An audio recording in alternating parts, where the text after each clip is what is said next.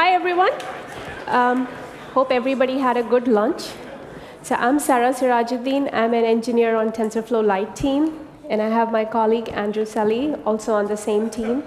And we're really excited today to talk to you about all the work that we've been doing to bring machine learning to mobile devices. So in today's talk, we'll cover 3 areas. First, we'll talk about how machine learning on device is different and important. Then we'll talk about all the work that we've been doing on TensorFlow Lite. And lastly, we'll talk about how you can use it in your own apps. So before that, let's talk about devices for a little bit. So usually when we say device, we mean a mobile device, basically a phone. And our phones are with us all the time. These days, they have lots of sensors which are giving rich data about the physical world around us. And lastly, we use our phones all the time. Another category of devices is edge devices. And this industry has seen a huge growth in the last few years. So by some estimates, there are right now 23 billion connected devices. So smart speakers, smart watches, smart sensors, what have you. And an interesting trend to notice here is that technology which only used to be available on the more expensive devices is now available on the cheaper ones. So this rapid increase in the availability of these more and more capable devices has now opened up many opportunities for doing machine learning on device. In addition to that, though, there are several other reasons why you may consider doing on-device machine learning. And probably the most important one is latency. So if you're processing streaming data, such as audio or video, then you don't want to be making calls back and forth to the server. Other reasons are that your processing can happen even when your device is offline. Sensitive data can stay on device. It's more power efficient because the device is not sending data back and forth. And lastly, we are in a position to take advantage of all the sensor data that is already present on the device. So all that is great. But there's also a catch. And the catch is that on-device machine learning is hard. And the reason it is hard is that many of these devices have some pretty tight constraints. Small batteries, low compute power, tight memory. And TensorFlow wasn't a great fit for this. And that is the reason we built TensorFlow Lite, which is a lightweight library and tools for doing machine learning on embedded and small platforms. So we launched TensorFlow Lite late last year in developer preview. And since then, we've been working on adding more features and support to it. So I'll just walk you through the high-level design of the system. So we have the TensorFlow Lite format. And this is different than what TensorFlow uses. And we had to do so for reasons of efficiency. Then there's the interpreter, which runs on device. Then there are a set of optimized kernels. And then there are interfaces which you can use to take advantage of hardware acceleration when it is available. It's cross-platform, so it supports Android and iOS. And I'm really happy to say today that we also have support for Raspberry Pi and pretty much most other devices which are running Linux. So the developer workflow roughly is that you take a trained TensorFlow model, and then you convert it to the TensorFlow Lite format using a converter. And then you update your apps to invoke the interpreter using the Java or C++ APIs. One other thing that I want to call out here is that iOS developers have another option. They can convert their trained TensorFlow graph into the Core ML format and use the Core ML runtime directly. And this TensorFlow to Core ML converter is something that we worked on together with folks who built Core ML. So there are some questions that are top of mind for people every time we talk about TensorFlow Lite. And the 2 most common ones are like, is it small in size and is it fast? So let's talk about the first one. So keeping TensorFlow Lite small was a key goal for us when we started building this. So the size of our interpreter is only 75 kilobytes. And when you include all the supported ops, this is 400 kilobytes. Another thing that is worth noting here is a feature called selective registration. So developers have the option to only include the ops that their models need and link those, and thereby keep the footprint small. So how did we do this?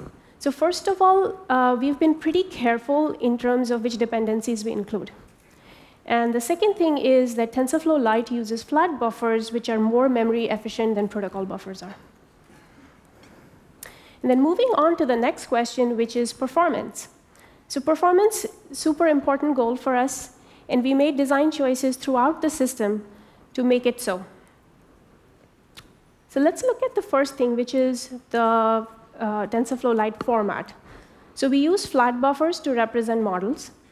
And flat buffers is this cross-platform serialization library that was originally developed for game development use cases. And since then, it's been used in other performance-sensitive applications. And the advantage of using flat buffers is that we are able to directly access data without going through heavyweight parsing or unpacking steps of the large files which contain weights. Another thing that we do at conversion time is that we prefuse the activations and biases. And that allows us to execute faster later on. The TensorFlow Lite interpreter uses static memory and execution plans, which allows us to load up faster. There are a set of optimized kernels, which have been optimized to run fast on the Neon on ARM platforms. We wanted to build TensorFlow Lite so that we can take advantage of all the innovations that are happening in silicon for these devices. So the first thing here is that TensorFlow Lite supports the Android neural network API. The Qualcomm Hexagon DSP driver is going to be coming out soon as part of the Android P developer release. And Huawei and MediaTek are a couple of hardware vendors who have also announced their integration with Android neural network API, so we should be seeing those in the coming months as well. Second thing here is that we have also been working on adding direct GPU acceleration. And we're using OpenGL on Android and Metal on iOS. So quantization is the last bit that I want to talk about in the context of performance. So roughly speaking, quantization is this technique to store numbers and perform calculations on them in representations which are more compact than 32-bit floating point numbers. And this is important for two reasons. One, the smaller the model, the better it is for these small devices. Second, many processors have specialized SIMD instruction sets which process fixed point operands much faster than they process floating point numbers. So a very naive way to do quantization would be to simply shrink the weights and activations after you're done training. But that leads to suboptimal accuracies. So we have been working on doing quantization at training time. And we have recently released a script which does this. And what we see is that for architectures like MobileNet and Inception, we are able to get accuracies which are fairly similar to their floating point counterparts, while seeing pretty impressive gains in the latencies. So I've talked about a bunch of different performance optimizations.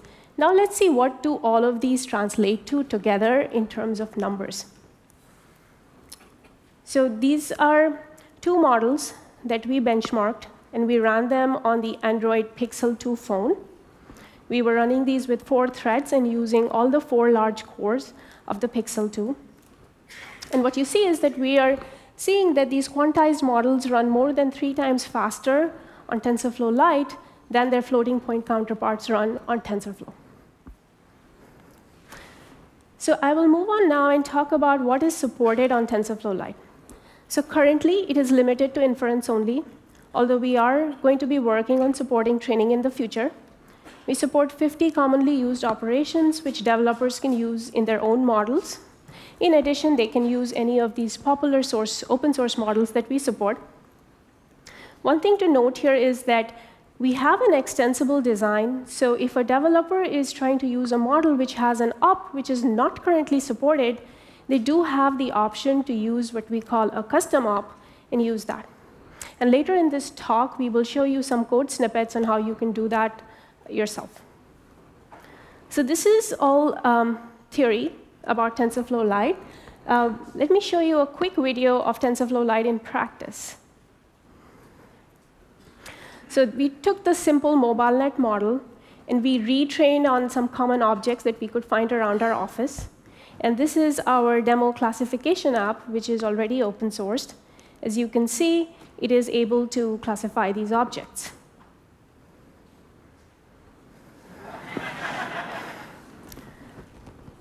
So that was demo. Now let's talk about production stuff. So I'm very excited to say that we have been working with other teams in Google to bring TensorFlow Lite to Google Apps. So the portrait mode on Android camera, Hey Google on Google Assistant, Smart Reply on Wear OS. These are some examples of apps which are going to be powered by TensorFlow Lite in the coming future. And with that, I'm going to hand off to Andrew, who will talk to you about how you can use TensorFlow Lite. Thanks for the introduction. So now that we see what TensorFlow is, or TensorFlow Lite is in particular, let's find out how to use it. Let's jump into the code. So the first step of the four-step process is to get a model. You can download that off the internet, or you can train it yourself. Once you have a model, you need to convert it into TensorFlow Lite format using our converter. Once that's done, there might be some ops that you want to spot optimize using special intrinsics or special hardware that is specific to your application, or there might be ops that we don't yet support. You need to write custom ops for that. Once all that's done, you can go to your app, and you can write it using the client API of your choice. So let's look at the conversion process. So we support input of saved model or frozen graph def. Once you have that, you can use our Python API or our command line tool. Here we're showing the Python interface. So we give it a directory of a saved model, and it gives us a TF Lite flat buffer out. Once that's done, well, before that's done, there might be some things that you need to use to make this work better. So the first thing is you need to use a frozen graph def, or saved model is actually easier because it doesn't need to be frozen. Second, we need to avoid unsupported operators. A lot of times, a training graph will have a lot of conditional logic or kind of checks that are really not necessary for inference. Sometimes it's useful to create a special inference script. Lastly, if you need to look at what your model is doing, the TensorBoard visualizer is useful for the graph def, but we also have a TensorFlow Lite visualizer to look at the flat buffers. And looking at these compared to each other can help you.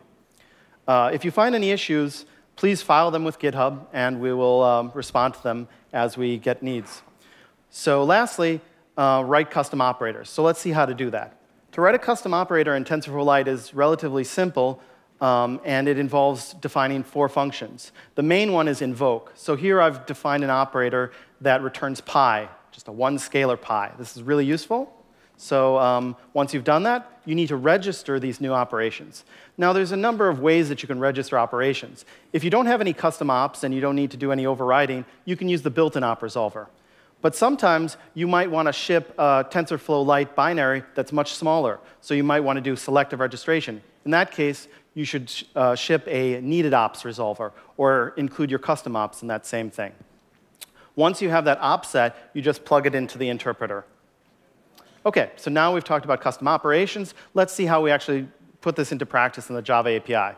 So in Java, you give it your TensorFlow Lite flat buffer schema to the constructor of interpreter. Once you've done that, you fill in your inputs and outputs. And lastly, you run, which will populate the outputs with the results of the inference. Really simple.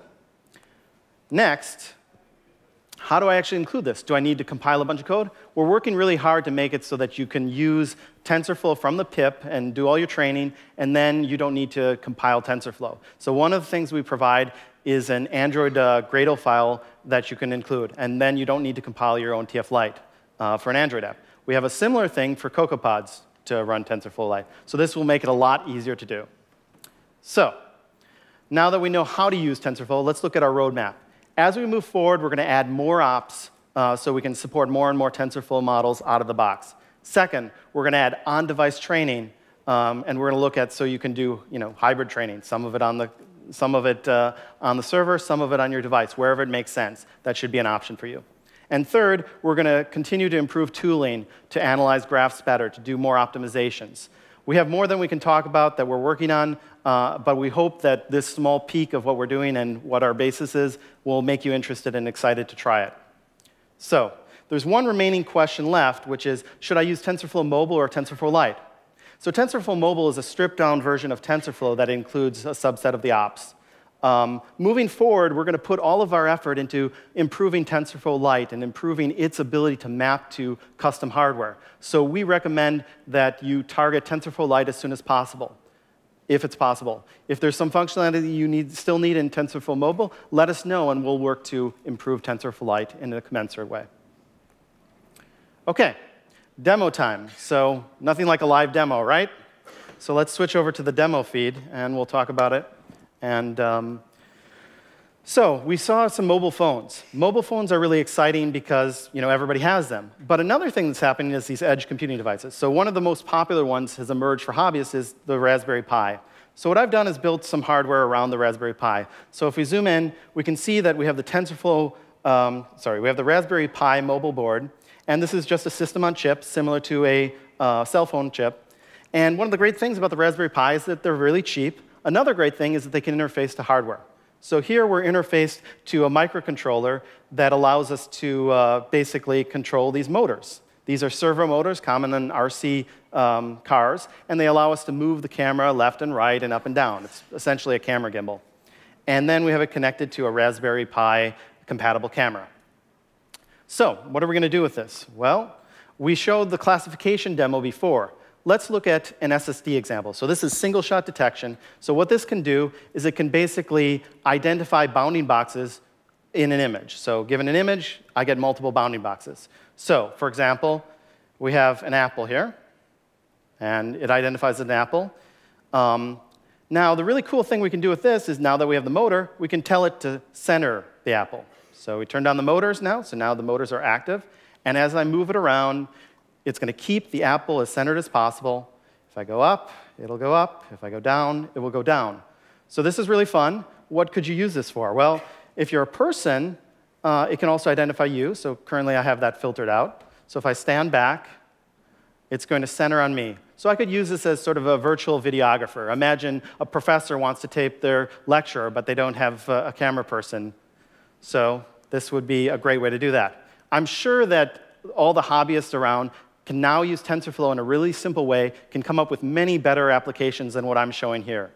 But I find it fun, and I hope that you do. And I'm not an electrical engineer or a mechanical engineer, so you can do this too. All right. So thanks for showing the demo. Let's go back to the slides, please. So I had a backup video just in case it didn't work. It's always a good plan. But we didn't need it, so that's great. Let's summarize. So what should you do? I'm sure you all want to use TensorFlow Lite. Where do you get it? Well, you can get it on GitHub, right around the TensorFlow repository. How you can find out about it is looking at the TensorFlow Lite documentation on the tensorflow.org website. In addition, we're creating a mailing list, tflite@tensorflow.org, that you can email about some of your issues and your ideas. And anything, we're also excited to hear about what you use TensorFlow Lite for. So with that, I hope to hear from all of you. One at a time, please. But so with that, I want to thank everybody. Thanks, Sarah, for her presentation. I thank your attendance, everybody who's around the world listening to this. And in addition, this was work that we worked very hard with other members of the Google team, lots of different teams. So there's a lot of work that went into this. So thanks a lot.